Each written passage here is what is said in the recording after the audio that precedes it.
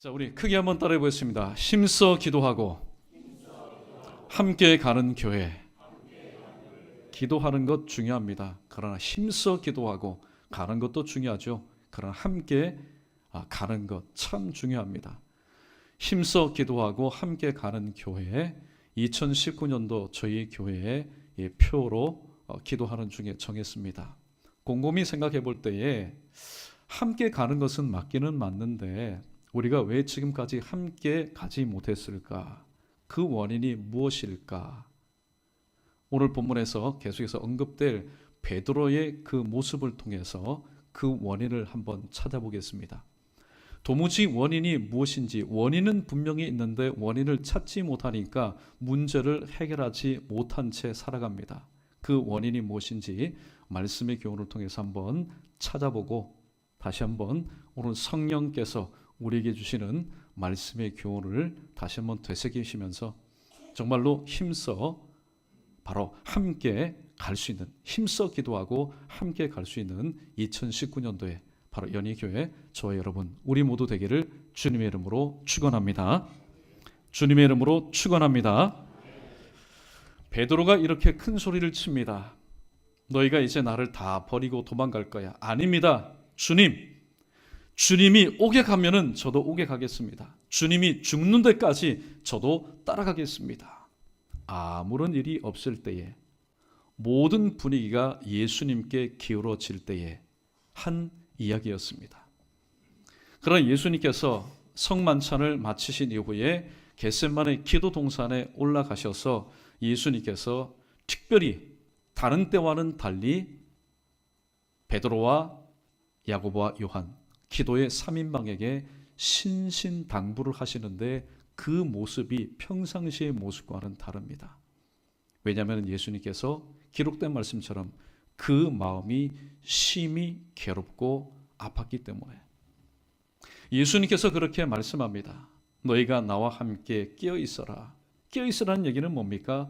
눈만 멀뚱멀뚱 뜨고 있으라는 게 아니죠. 지금 겟세마네 동산에 올라온 목적이 뭡니까? 기도하시기 위해서. 그냥 기도가 아니죠.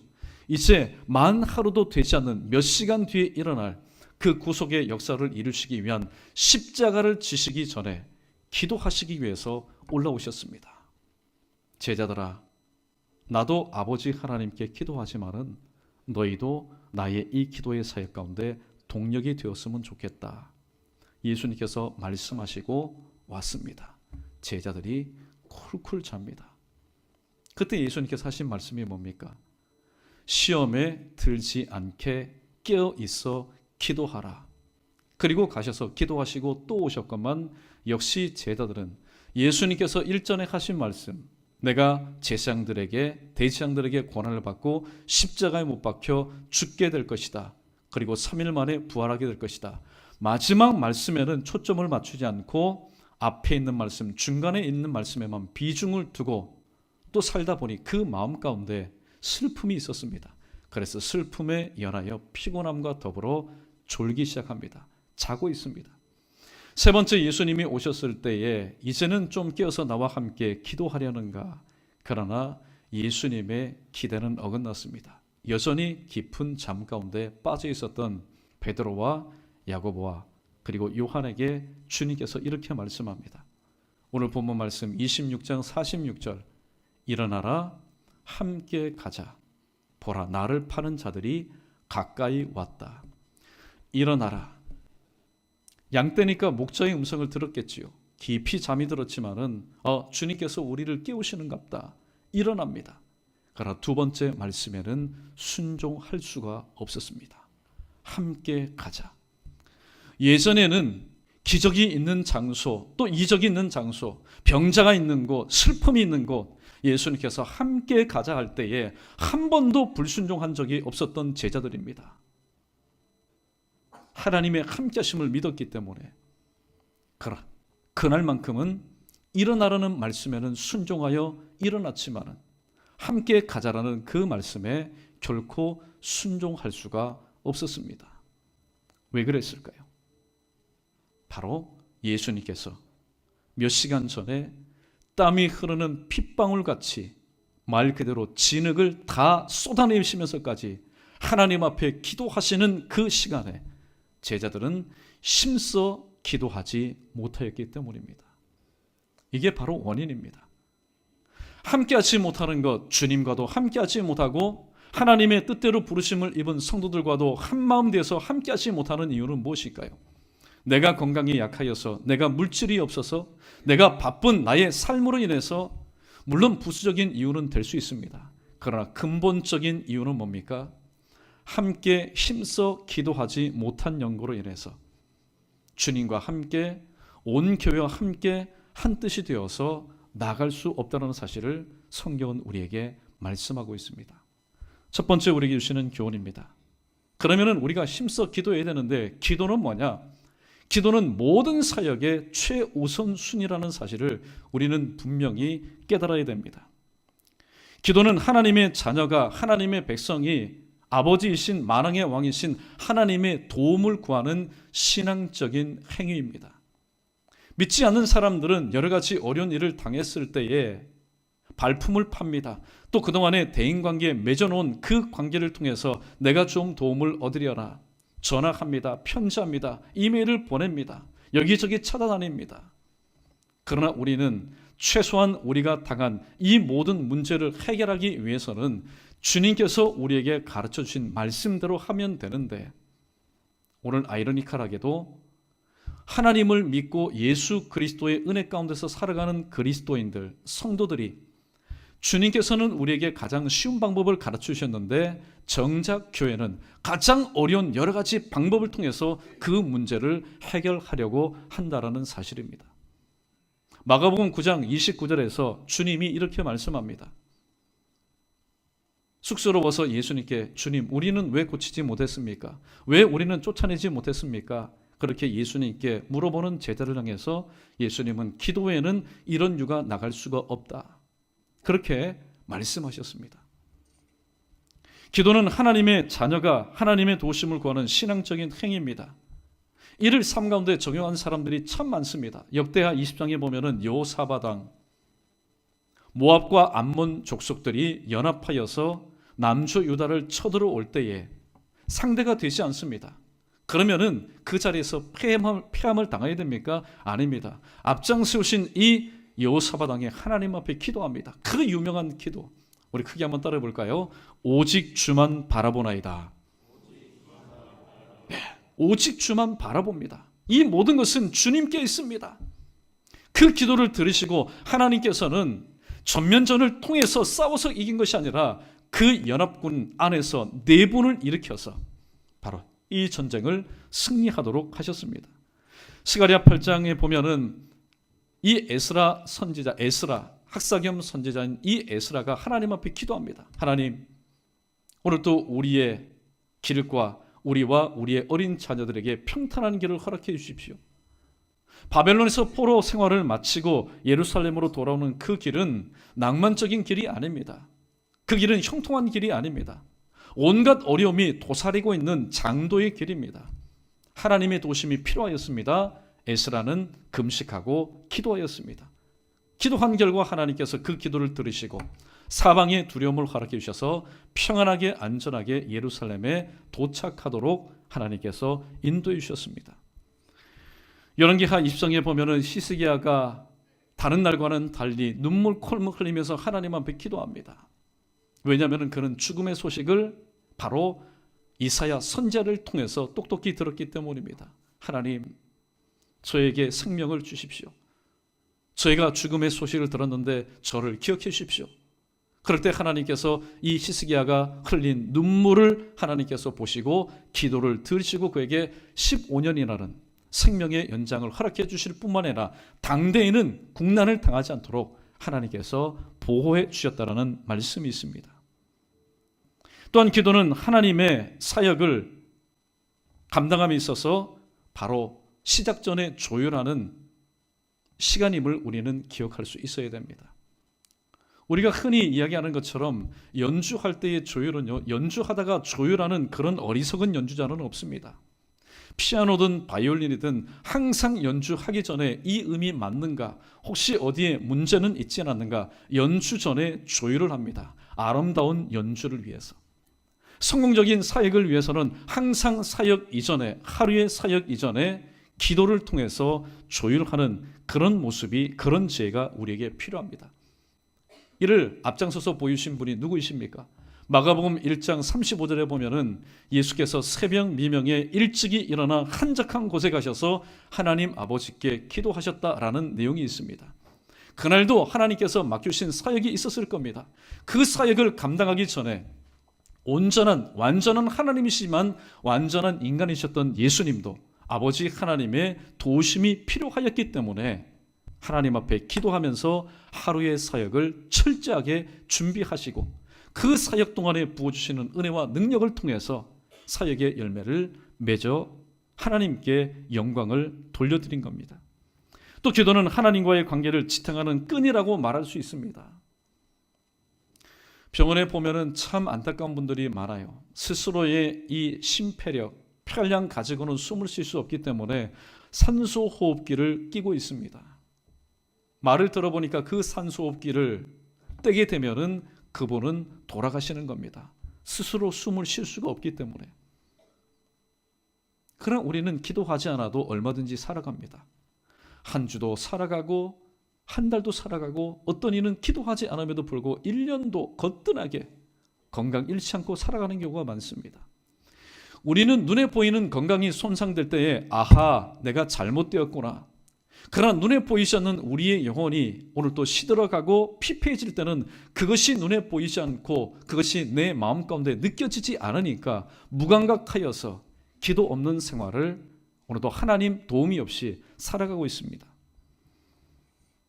말씀을 듣지 못하면 그 심령이 공허해지는 거죠. 음식을 아무리 배불리 먹어도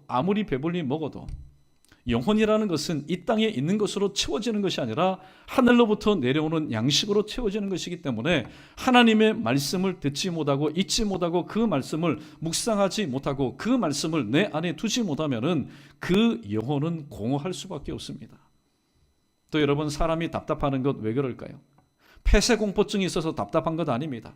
엘리베이터 안에 갇혀 있어서 답답한 게 아닙니다. 내가 기도하지 못하니까, 하나님과 소통이 되지 못하니까, 하나님과의 관계가 단절되어 있으니까 답답함과 막막함과 컬컬함을 느끼게 되는 것입니다. 어떤 이는 기도할 때에 맨 나중에 기도합니다. 정신 차리고 맨 나중에 기도합니다. 그래도 하나님은 불쌍히 여기셔서 그래도 마지막에 기도의 끈을 붙잡은 그를 하나님은 구원해 주시고 또 회복시켜 주시지요. 그러나 이미 내 몸은 병들 대로 병들고 내 마음은 되어진 일로 인해서 상처받을 대로 다 상처받고 내 영혼은 마치 둘째 아들처럼 피폐해질 대로 다 피폐해진 그런 인생의 슬럼프에서 마지막 내가 붙잡은 그 줄을 통해서 하나님이 역사하심으로 회복되는 그런 경우도 없지 않아 있습니다. 그러나 하나님께서 오늘 이 말씀을 우리에게 미리 주시는 이유가 뭘까요? 이미 이 땅에서 신구약의 많은 사람들이 그들이 힘써 기도하지 못한 연고로 인해서 하나님과 함께 가지 못한 인생의 그 슬픈 이야기, 그 비극적인 이야기, 그 아픈 이야기를 오늘 말씀을 통해서 우리에게 주시는 이유가 뭘까요? 그건 바로 우리를 사랑하시기 때문입니다. 만약에 오늘 이 말씀이 없었다면 우리는 말씀이 없는 상태로 힘써 기도하지 못하다가 신앙생활은 하지만은 주님과 함께하지 못하고 온 성도와 함께하지 못하여서 말 그대로 육신은 육신대로 지쳐있고 마음은 마음대로 상처를 입고 영혼은 영혼대로 피폐해진 그런 상태에서 마지막에 하나님의 긍휼하심과 은혜 가운데 회복되어 신앙생활할 때에 우리는 너무나 지난 과거의 우리의 삶이 아깝지가 않습니까? 그래서 하나님께서는 이미 신구약에 기록된 많은 성도들이 직접 피부로 체험한 것을 오늘 말씀을 전하고 들음으로 인해서 내 삶 가운데 적용할 때에 그들이 직접 체험한 아픔과 고통을 느끼지 않고도 말씀대로 순종하는 우리에게 간접 경험하여 하나님의 은혜 가운데 살아갈 수 있도록 하시기 위해서 오늘 주님께서 우리에게 이 말씀을 주시는 겁니다. 우리 크게 한번 따라 봅니다. 기도는 모든 사역의 최우선 순위입니다.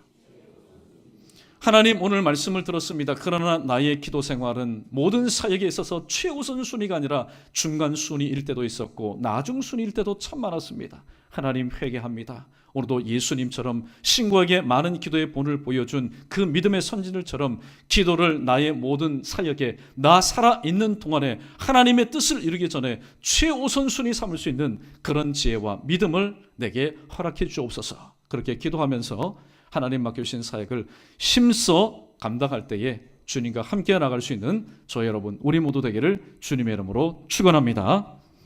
두 번째, 힘써 기도하면은 함께 가지만은 잔뜩 기대만 하면은 함께 갈 수 없다라는 사실을 우리에게 말씀합니다. 일전에 신방 갔을 때 이런 얘기를 들었습니다. 목사님 모시기 전에 참 많이 기도했습니다. 목사님 청빙하기 전에 참 많이 기도했습니다.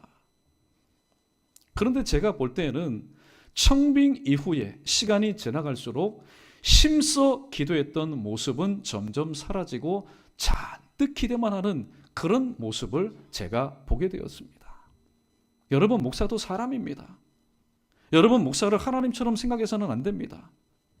그러므로 목사를 위해서도 힘써 기도하는 교회가 되어야 되지, 새로운 목사님 왔으니까, 새로운 구역장이 바뀌었으니까, 새로운 선생님이 오셨으니까, 새로운 교육자가 왔으니까 인간적으로 잔뜩 기대만 해보십시오.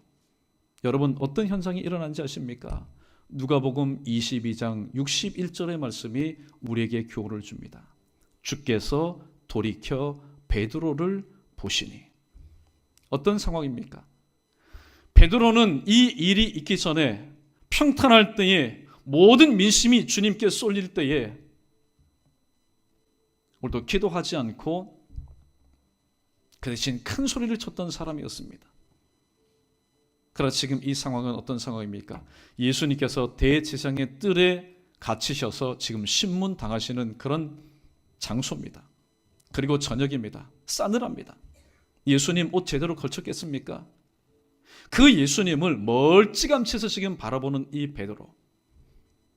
만약에 주님처럼 힘써 함께 기도했다면 주님이 갇히시고 신문당하는 바로 그 옆자리에, 최옆자리에 누가 앉아 있겠습니까?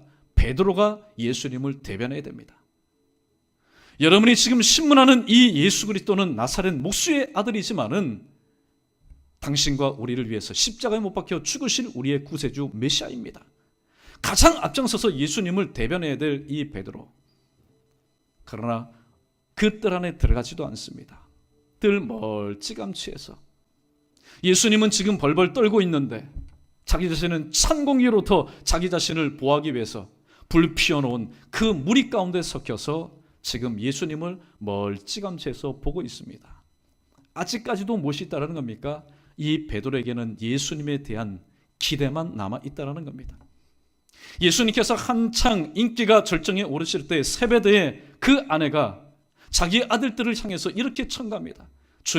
주님께서 오늘 또 하나님의 나라를 이루실 때 내 아들을 이 자리에 좀 세워주셨으면 좋겠습니다. 여전히 제자들도 예수님에 대해서 힘써 기도로 동력하기보다는 잔뜩 기대만 하고 있었다라는 겁니다. 여러분, 왜 뜰 안에 있어야 될 이 베드로의 위치가 뜰 밖에서 예수님을 대변하지 않고 예수님을 부인하고 자신도 예수님의 제자임을 왜 부인했을까요? 힘써 기도하지 않고 예수님에 대해서 잔뜩 기대만 한 결과였다라는 사실입니다.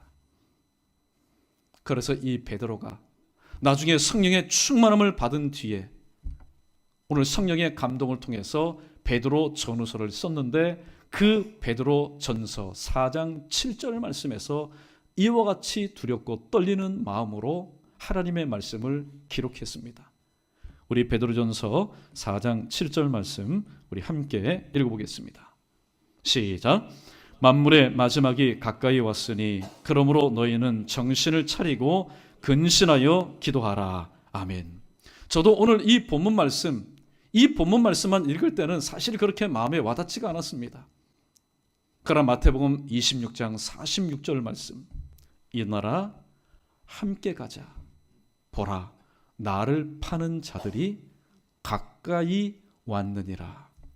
오늘 이 가까이 왔다라는 이 말씀을 염두에 두고 베드로전서 4장 7절 말씀을 읽어보니 베드로가 이 말씀을 기록할 때에 오늘 그 베드로의 마음이 얼마나 뼈저리게 아팠느냐는지를 새삼 느낄 수가 있었습니다. 여러분 보십시오. 만물의 마지막이 가까이 왔으니, 예수님께서 하신 말씀입니다. 보라, 나를 파는 자가 가까이 왔다. 만물의 마지막이 가까이 왔으니 그러므로 너희는 정신을 차리고. 어떤 뉘앙스가 있습니까? 여러분 정신 차리십시오. 주님께서 땀이 흐르는 핏방울같이 진액을 내어 쏟으시면서 힘써 기도하시는 동안에 나는 잠을 잤습니다. 힘써 나는 기도하지 못했습니다. 그래서 주님께서 일어나라 그 말씀에는 순종하였지만은 나와 함께 십자가 상으로 올라가자는 그 말씀에는 내가 순종하지 못하였습니다. 그러므로 나의 전철을 되밟지 않기 위해서는 여러분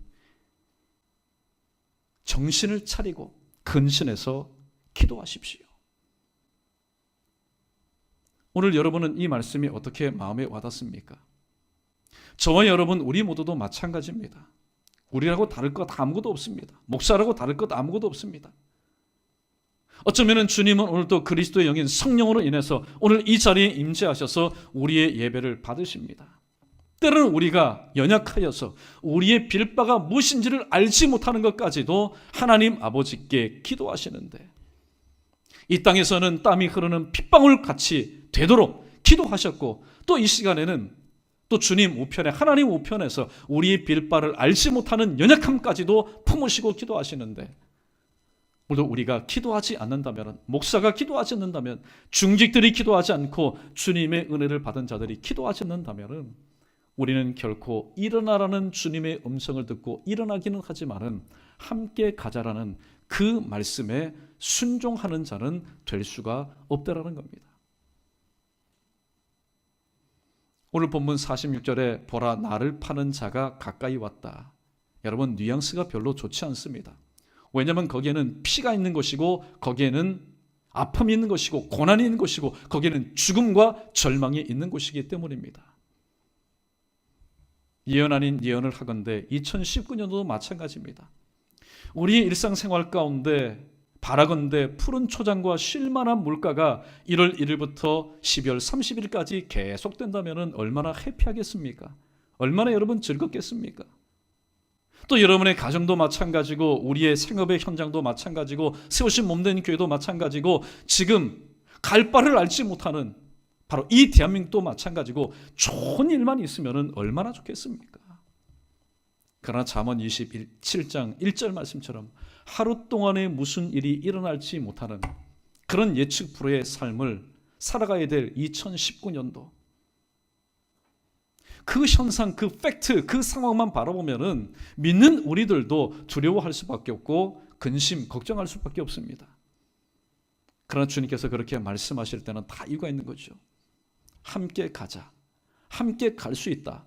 함께 갈 수밖에 없다. 어떻게 하는 자에게요? 힘써 기도로서 나와 함께 동력하는 자는 충분히 능히 이 모든 것을 할 수 있다라고 주님은 우리에게 말씀하고 있습니다. 말씀을 정리합니다. 오늘 한 철학자가 유명한 명제를 인류에게 남겼습니다. 코기토 에르고 줌. 나는 생각한다. 고로 나는 존재한다. 그러나 오늘 우리는 이 명제를 다음과 같이 오늘 본문에 주시는 교훈의 말씀을 적용해서 이와 같이 우리는 외치면서 살아가야 됩니다. 크게 한번 따라해 볼까요? 오로. 따라해 보십시오. 오로, 에르고, 줌. 여러분 많이 들으셨을 거예요. 오라, 엣, 라보라. 오라가 뭡니까? 기도하라. 엣, 그리고 라보라, 일하라. 그래, 나는 기도한다. 오로, 나는 기도한다. 에르고, 그러므로 줌, 나는 존재한다. 여러분, 내가 존재하기 때문에 내가 기도합니까? 아니면 내가 기도하기 때문에 내가 존재합니까? 일반 생략적으로 보면은 내가 존재하기 때문에 나는 기도하고 예배할 수도 있고 나는 하나님 앞에 헌신할 수도 있는 겁니다. 그러나 신앙적인 면으로 보게 되면은 틀렸습니다. 내가 하나님 앞에 기도하기 때문에, 그래서 하나님과의 관계가 유지되어 있기 때문에, 그러므로 나는 오늘 또 이 땅에서 하나님의 형상대로 지음받은 하나님의 자녀다운 삶을 살 수 있는 것입니다. 할렐루야. 그러므로 2019년도 힘써 기도하고 함께 가는 교회라는 그런 표를 냈습니다. 함께 가는데 그러면 질문할 겁니다. 누구와 함께 갈 것입니까? 힘써 기도하면은 먼저는 기도하게 하신, 기도의 능력을 우리에게 베푸시는 주님과 함께 할 것이고, 또 하나님께서 허락하신 우리 모두 다 부족하고 연약하고 또 연약한 모습이 있지만은 먼저는 하나님과 함께, 그리고 하나님께서 주 예수 그리스도의 이름으로 한 가족 되게 하시고 한 백성 되게 하신 우리 모두와 함께 가는 그런 놀라운 역사가 일어날 줄로 믿습니다. 여러분, 오늘도 우리의 연약함이 무엇입니까? 우리가 할 일 다 합니다. 사람 찾아갈 거 다 하고, 전화할 거 매일 하고, 또 우리의 발품 다 팝니다. 그러다 마지막에 무엇을 합니까? 기도의 끈을 붙잡습니다. 마가복음 5장에 등장하는 이 12의 혈루병을 앓고 있는 여인을 보십시오. 주님은 오늘 12년 동안 혈루병으로 인해서 고생한 그 여인의 전초를 되밟지 않도록 하기 위해서 오늘 말씀 들은 우리에게 즉각적인 하나님의 은혜의 말씀을 주는 겁니다. 그 여인은 12년 동안 한 게 무엇입니까? 귀가 얇았습니다. 여기에 가면은 병 고치는 좋은 의사가 있다, 여기저기 사방 안 다녀본 곳이 없습니다. 이 약초가 좋다, 이 약초가 좋다, 이 음식이 좋다, 민간요법 섭취하지 않은 것이 없을 겁니다. 인간적인 방법, 인위적인 방법 다 사용했을 겁니다. 그러나 하나님은 그 방법을 통해서 이 여인의 병이 고침받는 것을 막아놓으셨기 때문에 오직 예수의 옷자락에 내가 손만 대면 낫겠다는 그 믿음, 그 믿음의 기도를 통해서 이 여인의 병을 고쳐주시고 영광 받으시기를 원하는 문을 열어놓으시기 때문에 12의 혈루병을 앓고 있었던 여인은 인간적인 방법, 사람이 할 수 있는 모든 수단과 방법을 다 동원했지만은 결국에는 고침받지 못하고 마지막에 주님의 옷자락에 손을 대어도 나가 낫겠다라는 믿음의 기도를 통해서, 믿음의 기도를 힘써 주님 앞에 부르짖을 때에 병고침을 받았습니다. 혹시 여러분 중에 오늘도 신앙생활하다가 하나님의 일을 하다가 오늘 말씀 들어보니까, 야, 내가 땀 흘리고 수고하는 모든 것들이 인간적인 방법이구나, 이것이 인위적인 방법이구나, 그래서 하나님께서 기뻐하시는 방법이 아니구나, 오늘 성령께서 마음의 감동을 주시고 그런 깨달음을 주신다면 여러분, 지금까지 많이 투자하셨습니까? 돈이 많이 들었습니까? 아쉬워하지 마시고 미련 여러분 버리시고 내려놓으십시오.